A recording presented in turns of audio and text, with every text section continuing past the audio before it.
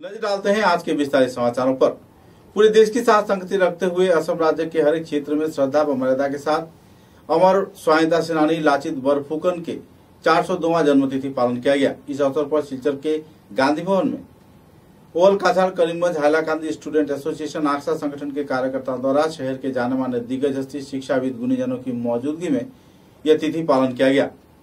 लाचित बरफुकन के आत्म बलिदान तथा उनके जीवनादर्श पर कई वक्ताओं ने आलोकपात किया। इस दिन के इस कार्यक्रम में प्रमुख अतिथि के रूप में रविन्द्र भारती विश्वविद्यालय के प्रमुख आचार्य कार्यक्रम में मौजूद थे। इसके अलावा बांग्ला विभाग के शिक्षक विद्युत चक्रवर्ती व दूसरे हस्तीगण मौजूद रहकर कार्यक्रम को चार चांद लगाए। इस दिन के कार्यक्रम में आक्सा संगठन के उपदेष्टा रूपम नंदी पुरकायस्थ ने कई पहलुओं पर आलोकपात किया और लाचित बरफुकन के जीवनादर्श प्रति अपना आभार भी व्यक्त किए।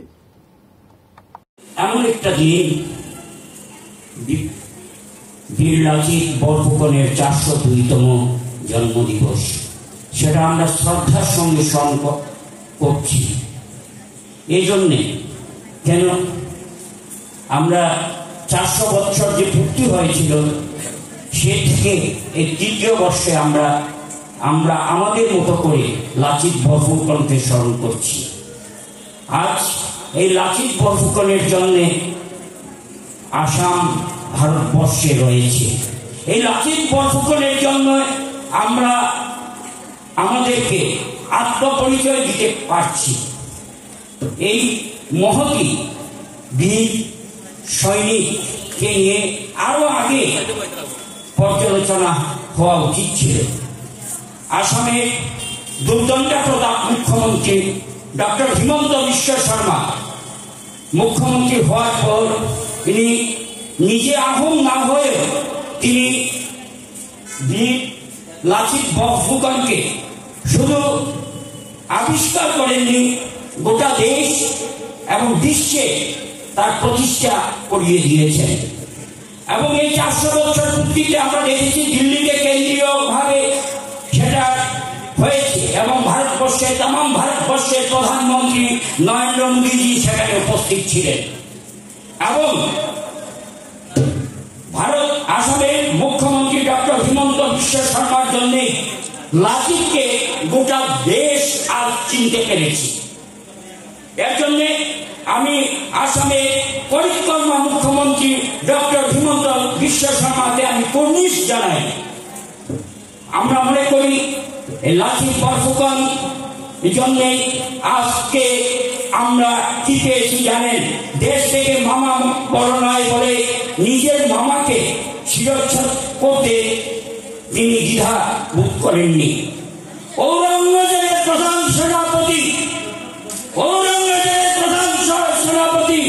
রাম সিংহকে সেদিন প্রতিহত করেছিলেন এবং সরাইঘাটের যুদ্ধ সেটা একটা ব্যতিক্রমী ছিল এবং মোমাইতামানি বরবরুয়াকে তিনি শিরচ্ছেদ করতে কোনো দ্বিধা করেননি।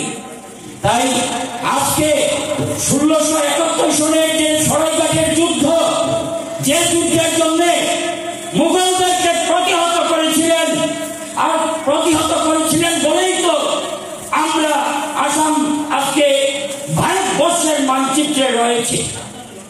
এই মুঘলদেরকে প্রতিহত করেছিলেন ঔরঙ্গজেবের প্রধান সেনাপতি রাম সিংহকে সেদিন পরাস্ত করেছিলেন একজন দুর্দান্ত প্রতাপ রাজা বীর লাচিত বরফুকন। তাকে আজ আমরা এই অন্তরের অন্তঃস্থল থেকে তাকে আমরা কুর্নিশ জানাচ্ছি।